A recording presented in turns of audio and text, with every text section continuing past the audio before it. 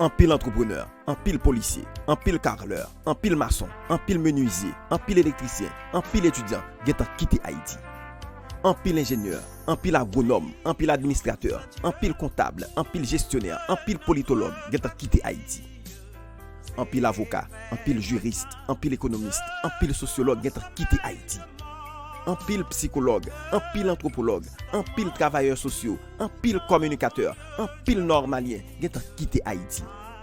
En pile infirmier, en pile médecin, en pile pharmacien, en pile laborantin, qui ont quitté Haïti. Criminel dans le pays a empêché crème pays a arrêté dans le pays pour servir pays. Criminel dans le pays a fait ça yo vle, Jean yo vle, lè yo vle, côté yo vle, en toute impunité. Si yon moun pa reme humiliation, si yon moun pa vle yo kidnapper, si yon moun pas d'accord pour éliminer n'importe comment, li obligé quitter pays.